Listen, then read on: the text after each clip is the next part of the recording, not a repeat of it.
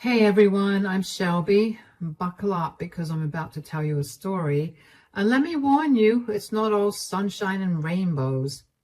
It's about injustice, about how my life got twisted up because of my mother-in-law, Sharon, and my sister-in-law, Haley.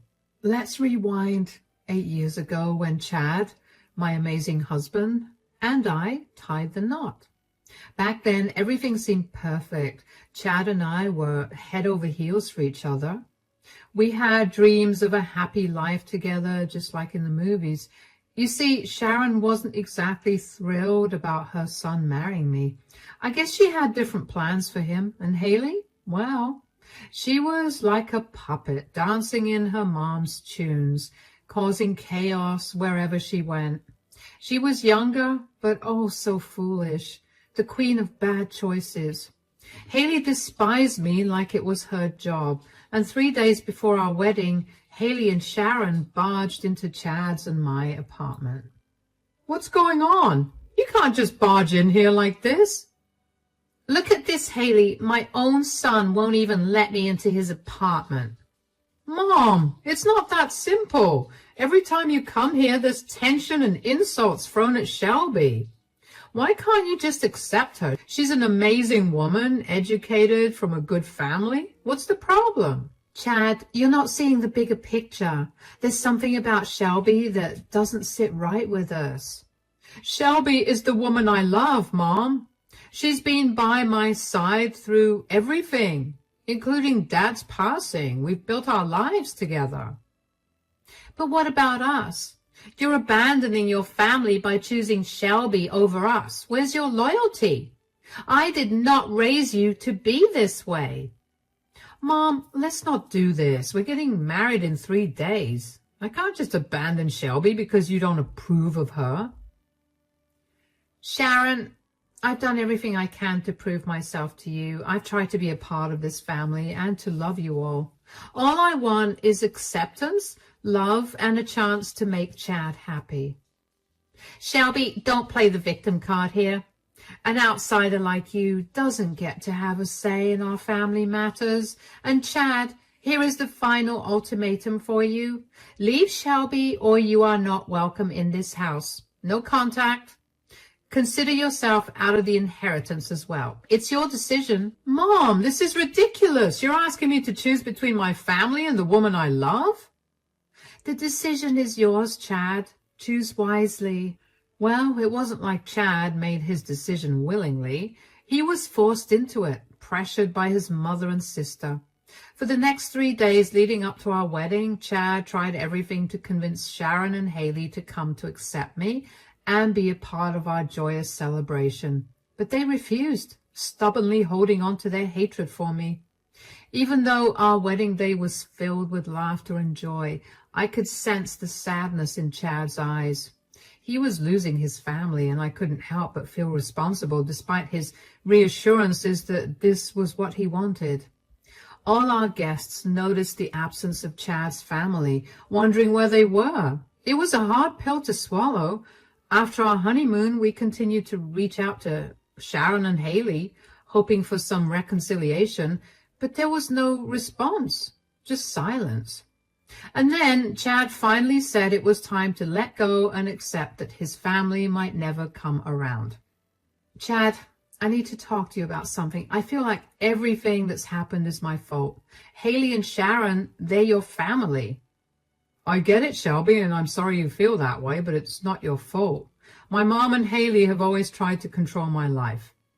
They never liked any of my girlfriends. They just can't accept that I'm grown up now and ready to start my own family. They've always had this habit of playing toxic games even when Dad was around. Mom was in charge and Haley was her puppet. I've let them get away with too much for too long. But the one time I ask for something, they lose it. I think it's time we stop reaching out to them and show them that things can't always go their way. But Chad, is this really the right thing to do?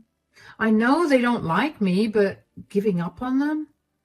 They're the ones who gave up on us. They treated you unfairly in the past, and I can't stand for that. If they want no contact, then so be it. I'm happy with you, and this is a fresh start for us. After a year of no contact with Sharon and Haley, life with Chad had settled into a comfortable routine. Our jobs, friends, and my family kept us busy and content. We hadn't spared a thought for them in months, but one day fate intervened. Chad and I stumbled upon Haley at the new shopping complex in town. She wasn't alone. She was with a guy who was much older than her, covered in tattoos, and who gave off a bad vibe. Haley was Chad's sister after all. I understood his protective instincts. He wanted to approach her, and I didn't stop him.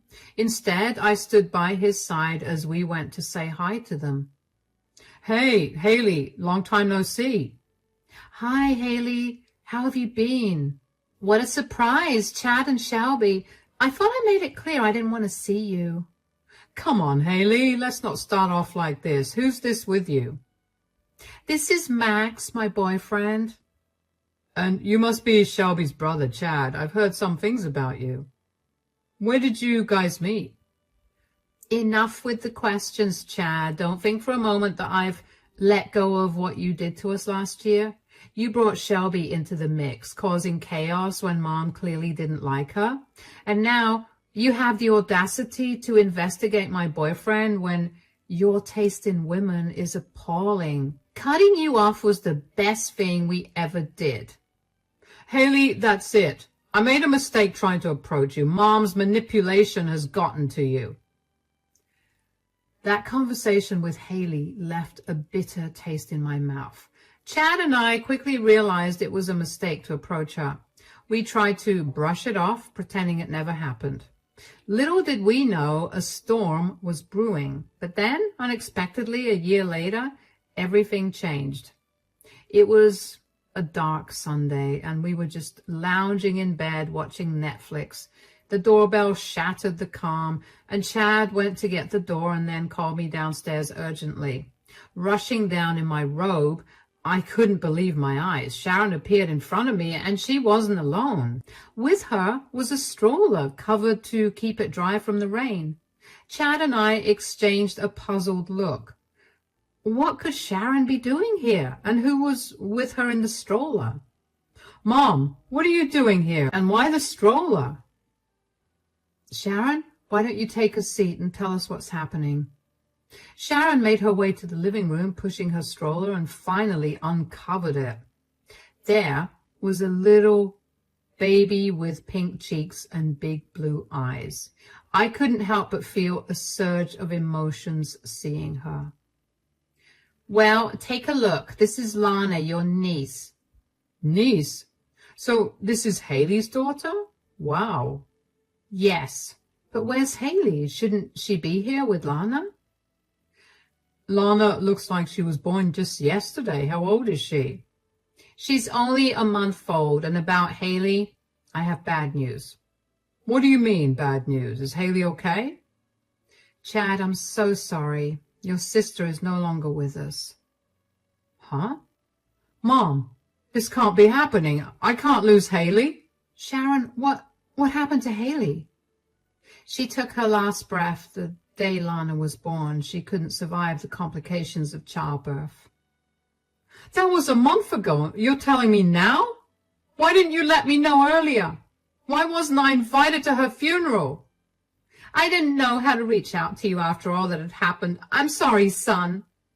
This is so unfair. I never got to say goodbye to my sister. It's too much to handle. I'm so sorry.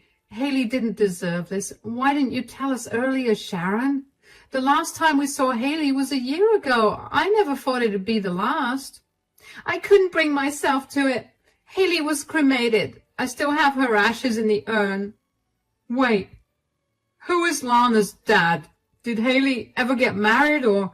Well, she was never married. The guy, Max, he didn't want to be involved, and your poor sister was too sweet to terminate the pregnancy, so she decided to do it on her own. Ah, that Max. I never had a good feeling about him.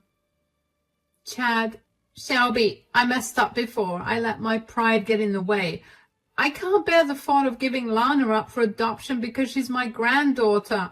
But I'm getting old. I can't do this on my own. I need your help. Would you consider raising Lana as your own? Chad. I know Haley could be troublesome at times, and I blame myself for not guiding her better. But please, find it in your heart to forgive her. Consider this. Lana is your blood, your niece. I know raising her won't be easy, but she deserves a chance with a family who loves her. Mom, this is a huge ask. We haven't even considered having kids of our own.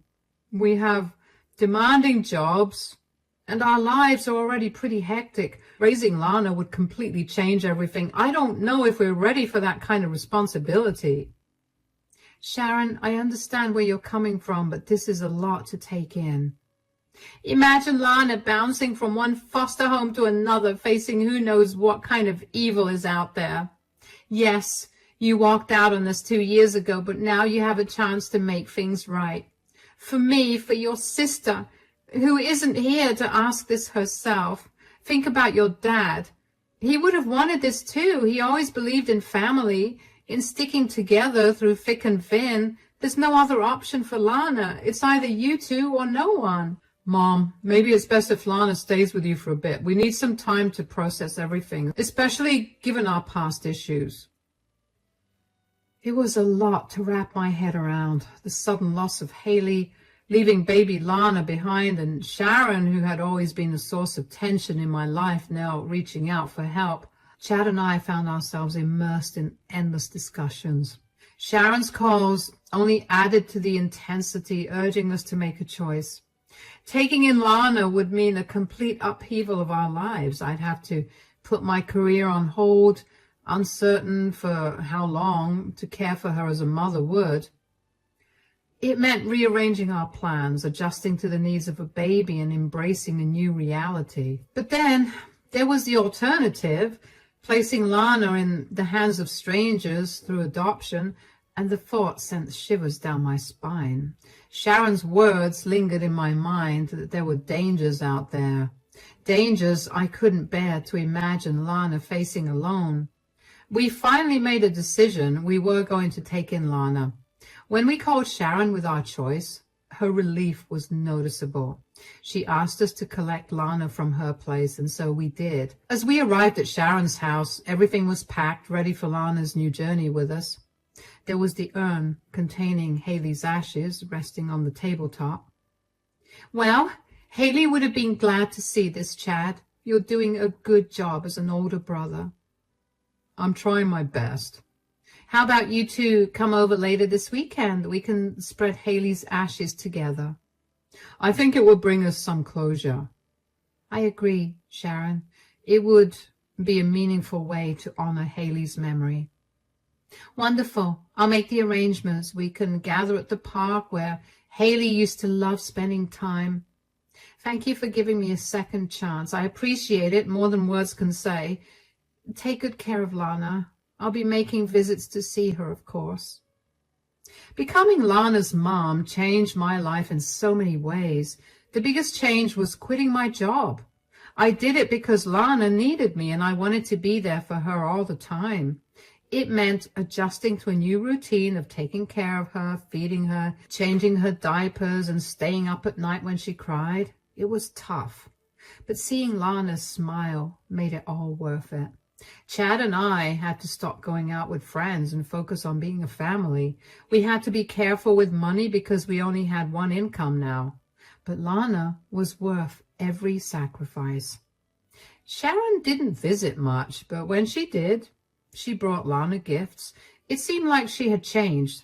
She appeared calmer, yet her eyes hinted at some hidden pain, perhaps from losing Haley.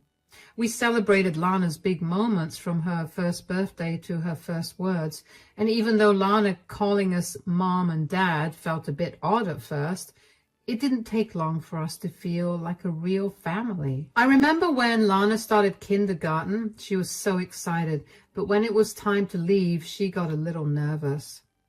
We hugged her tight and promised we'd be there to pick her up. And when her teacher called us because Lana was crying because she missed her pet hamster, we couldn't help but smile. We'd spend weekends at the park, pushing Lana on the swings and watching her giggle with delight. And on rainy days, we'd build forts in the living room and pretend we were on an adventure together. My parents adored Lana as if she were their own granddaughter. She brought joy and laughter to their home too. Time flew by, and before I knew it, Lana had become the center of our world.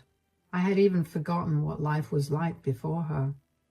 We were a happy family, and everything was the same until about 5 months ago. Lana had just started first grade, and that's when things took a turn. I had noticed some signs, so I decided to take a pregnancy test, and sure enough, it came back positive. Hey, guys, I have some big news to share with you both. What's up, Shelby? You seem pretty excited. Well, you know Lana is going to have a little brother or sister soon.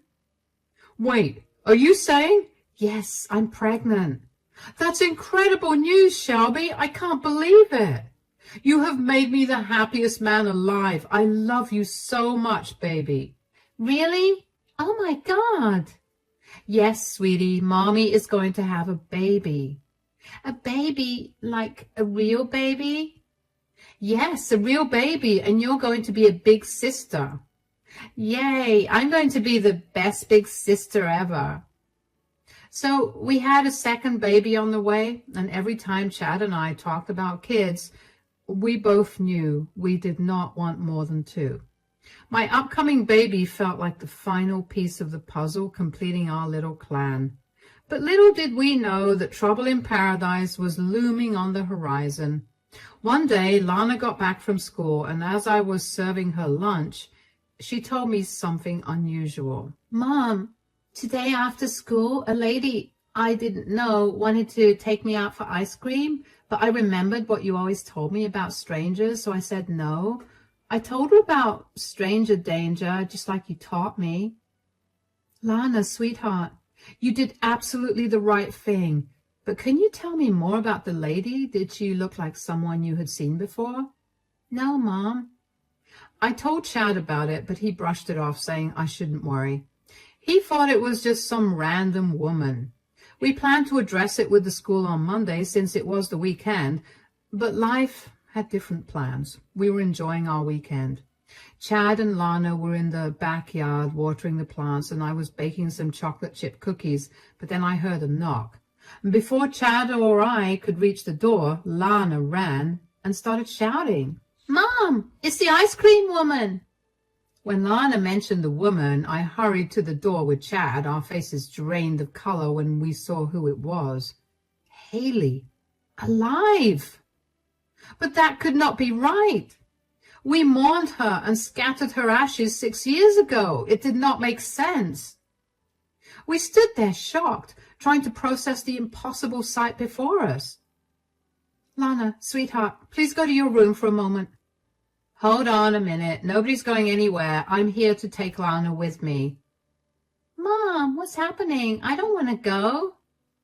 Lana, it is okay. Everything will be fine. Just go to your room. Lana stepped back and headed upstairs. Mom? Shelby, you are not Lana's mother, are you? Then what is this? Haley? We thought you were gone. We even scattered your ashes with Mom. How can this be possible? Oh, Mom is behind it. Look, I did not know what you've been told, but I'm here now. I came back to make things right, and Lana belongs with me. What do you mean, make things right? Exactly what it sounds like. You can't just come here and disrupt our lives. You need to leave. I just got back in town yesterday. I am not going anywhere, and just so you know, I have to sort something out with Max. But I'll be back. Get ready for it. As soon as she left, Chad and I looked at each other completely shocked. We had no idea what was going on. Haley had suddenly appeared out of nowhere, and we were left wondering whose ashes we scattered 6 years ago. It was all too confusing. The only person who could explain was Sharon. Without wasting a moment, We called Lana's babysitter who lived nearby. She arrived quickly and we hurried to Sharon's place. Chad and I were furious and bewildered, and after a long drive, we finally reached Sharon's house. We didn't even bother knocking. Chad just barged in. Sharon was sitting in the living room watching TV like nothing was wrong. Mom, we need to know what really happened. All these lies are too much to handle. Our family's at risk because of you. You better start talking.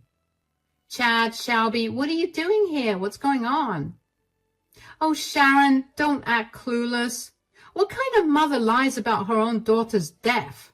Whose ashes did we spread at the park that day?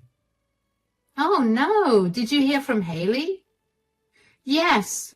She showed up at our house. Lana was right there.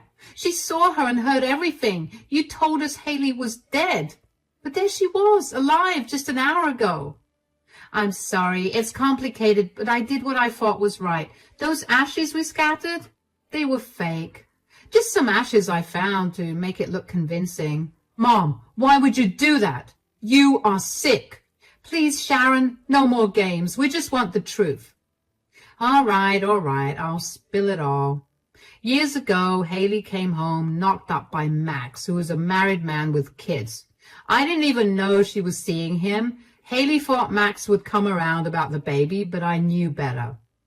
Oh my God, she got mixed up with a married guy? Yeah, and she was dead set on him coming to his senses. I told her to get rid of the baby, but she would not budge. Haley and her awful choices. She thought that if Max laid eyes on their baby, he would have a change of heart, but it did not go down like that. The day after Lana was born, Haley showed up at Max's place with Lana in tow, but he shut the door on them and told her to never come back.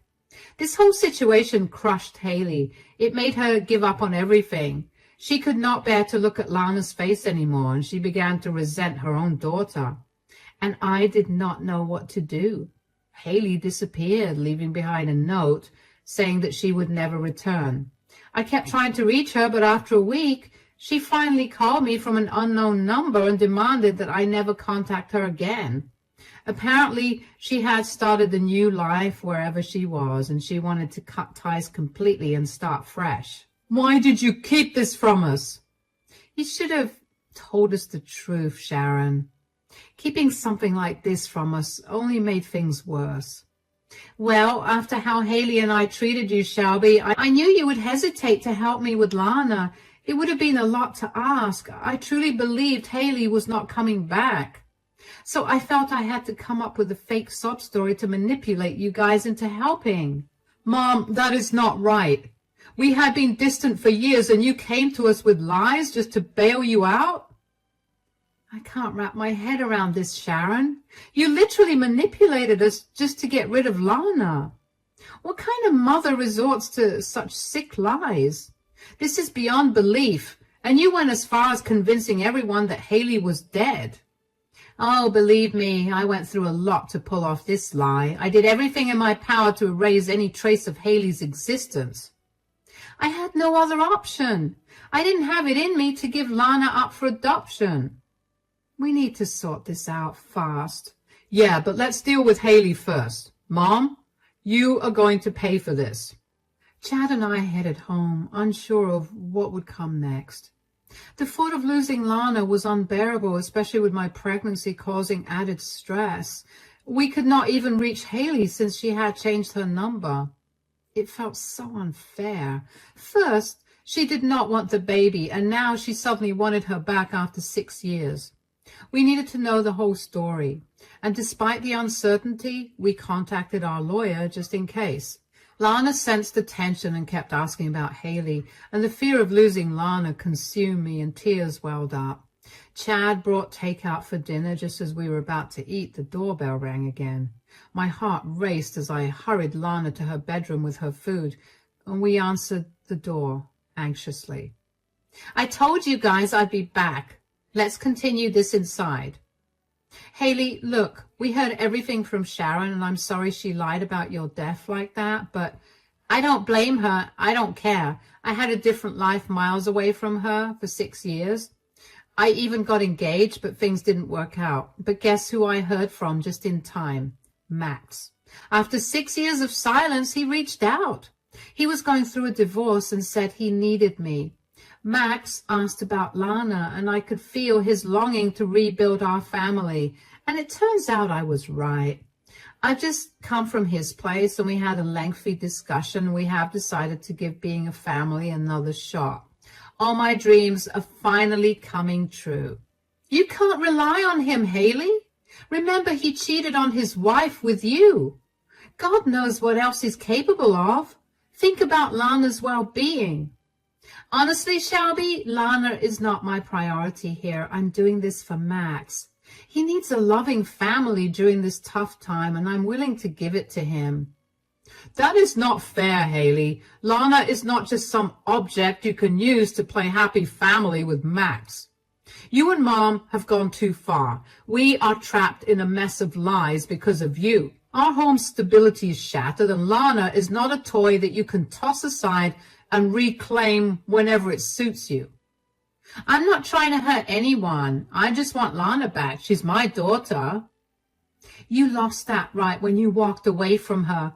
We have been here for Lana every step of the way. We have built a life with Lana. She is not just going to uproot and leave with you suddenly because you want her back. We are taking this to court anyway. We will ensure both you and Mom stay far away from our family from now on. Chad and I did not back down. We took the issue to court to fight for Lana. Sharon was scared because she had lied about Haley's death, and now the truth was catching up to her. Meanwhile, Haley and Max teamed up to try and take Lana away from us. They hired really expensive lawyers and tried their best to win. The court stuff was really stressful. As everything unfolded, we learned some troubling things about Max. He had his own problems. He drank a lot and had been caught stealing from a store before. It made the whole situation even messier.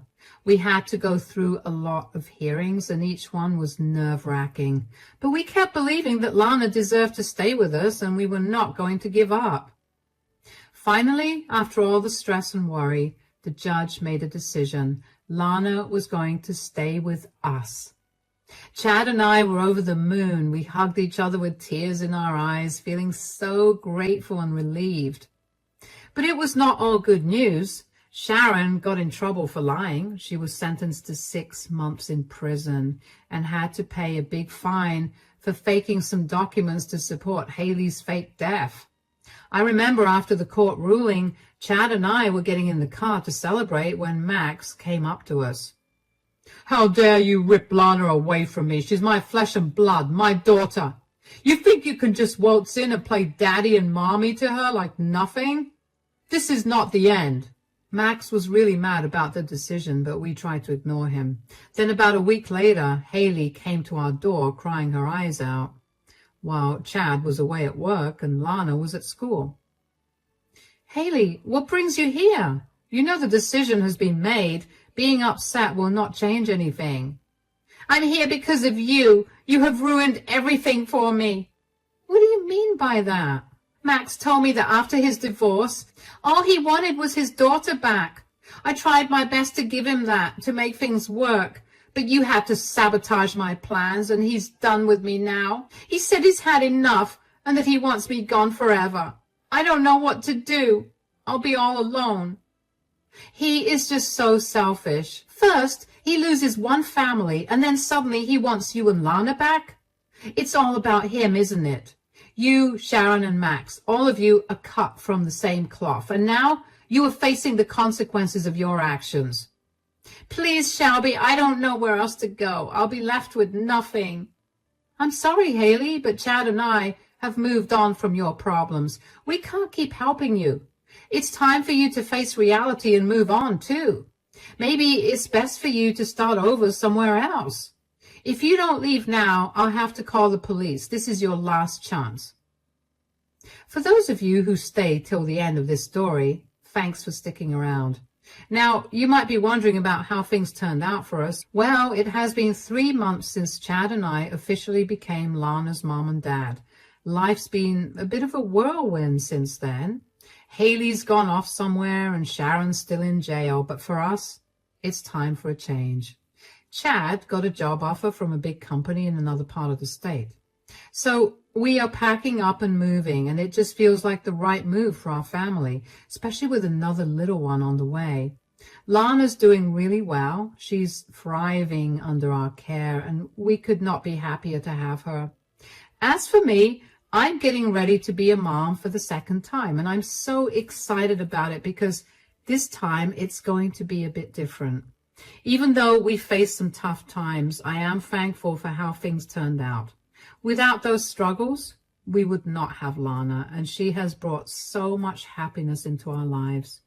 So here is to new beginnings and whatever the future holds.